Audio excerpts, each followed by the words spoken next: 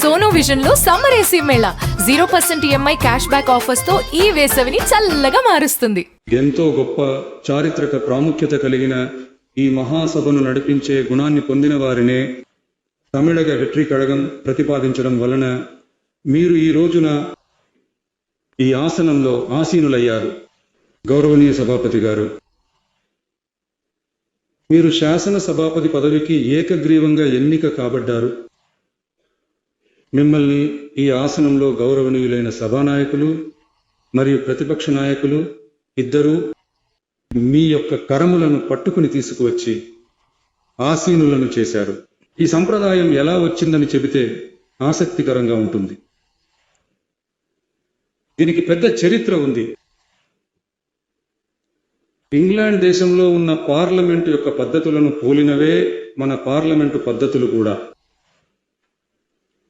రాజుల పాలన ఉన్న కాలంలోనే అక్కడ పార్లమెంటు పనిచేస్తూ ఉండేది. ఆ కాలంలో అన్ని అధికారాలను పొందిన రాజు కూడా ఉండేవారు. పార్లమెంటు కూడా పనిచేసేది. అక్కడ రాజు ఒక పని చేయాలనుకునేవారు. పార్లమెంట్ ఆయన కోరికను తరచూ తిరస్కరించేది. రాజుగారు కోరుకున్న కార్యాన్ని పార్లమెంటు నిరాకరించిందనే ఆ వార్తను రాజుకు చెప్పాల్సిన వ్యక్తి పార్లమెంట్ అధ్యక్షుడు, స్పీకర్ అంటారు. గౌరవనీయులైన శాసనసభాపతి గారు, ప్రజల చేత ప్రజల కొరకు ప్రజల యొక్క ప్రభుత్వమే ప్రజాస్వామ్యం అని అమెరికా మాజీ అధ్యక్షుడు శ్రీ అబ్రహం లింకన్ గారు సెలవిచ్చారు.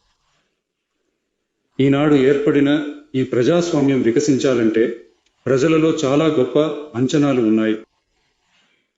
వారి యొక్క ఆ అంచనాలను ఈ శాసనసభ దృష్టికి తీసుకువచ్చి వాటిని కార్యరూపంలో పెట్టడానికి అవసరమైన ప్రణాళికలు, చట్టాలు అమలు చేయాల్సిన బాధ్యత ఈ సభకు ఉంది. ఎక్కువ మంది ప్రజలు ఎక్కువ ప్రయోజనాలను ఈ పరిపాలన కాలంలో ప్రయోజనం పొందారనే విధంగా మన యొక్క కార్యకలాపాలు సాగవలసి ఉంది. ఈ సభలో అందరూ సమానమే.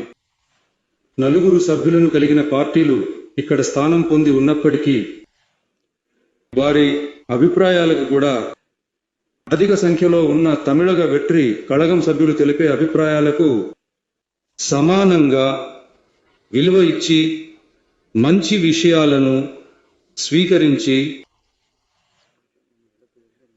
చెడ్డ వాటిని నిర్ద్వంద్వంగా తిరస్కరించి ఈ శాసనసభ ప్రజాస్వామ్యానికి హృదయంలా, మేధస్సులా పనిచేయవలెను. దానికి అనుగుణమైన రీతిలో కీర్తి ప్రతిష్టలు గల దానికి చాలా ధైర్యం కావాల్సి ఉంటుంది. కొన్ని పనులు చేయడానికి మాత్రమే పార్లమెంట్ అనుమతి కావాలి తప్ప ఆ రాజ్యంలో ఉన్న ఏ పౌరుడికైనా మరణశిక్ష విధించే అధికారం రాజుకు ఉంటుంది. తాను ఆశించిన దానిని పార్లమెంటు తిరస్కరించిందని తెలియజేసే స్పీకర్కు మరణశిక్ష విధించమని ఆదేశిస్తాడు. తల నరికివేయండి అని ఆదేశిస్తారు. ఇలా చాలాసార్లు జరగడం వలన ఏ ఒక్కరూ కూడా ఈ స్పీకర్ పదవిలోకి రావడానికి అస్సలు ఇష్టపడరు. అందువల్ల కొత్తగా పార్లమెంటు సభ ఏర్పడినప్పుడు స్పీకర్ పదవి కొరకు ఒకరి పేరును ప్రకటించిన వెంటనే అతను తక్షణమే ప్రాణం దక్కితే చాలని పారిపోతాడు.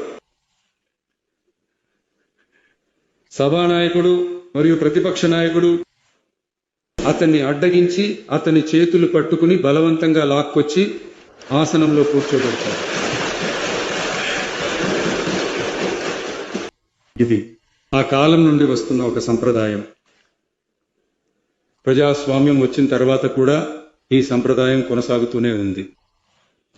నిశ్చయంగా తమిళగ వెట్రి కళగం పార్టీ సభ్యులు ప్రతి ఒక్కరూ కూడా మీకు ఎంతో సహాయకరంగా ఉంటారు అనేటటువంటి ఒక వాగ్దానాన్ని ఈ సమయంలో చెప్పాలనుకుంటున్నాను.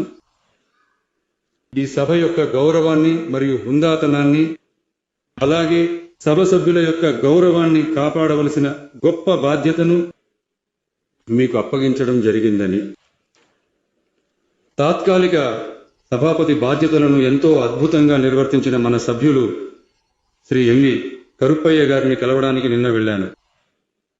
అక్కడ పూర్వ సభాపతుల ఫోటోలను నేను చూసినప్పుడు వారి గురించి తెలుసుకున్నప్పుడు నాకు చాలా గర్వంగా అనిపించింది. ఎందుకంటే ఉదాహరణకు శ్రీ జె. శివ షణ్ముగం పిళ్ళై గారు, డాక్టర్ యు కృష్ణారావు మరియు శ్రీ ఎస్. చెల్లపాండియన్ గారి కోవలో అత్యంత సరైన వ్యక్తిని మనం ప్రతిపాదించామని నేను గర్వపడుతున్నాను. అలాగే మన డిప్యూటీ స్పీకర్ గారు కూడా మీరిద్దరూ చాలా సాధారణ కుటుంబం నుండి వచ్చి ప్రజలకు సేవ చేయాలనే కోరికతో పనిచేస్తూ వచ్చారు.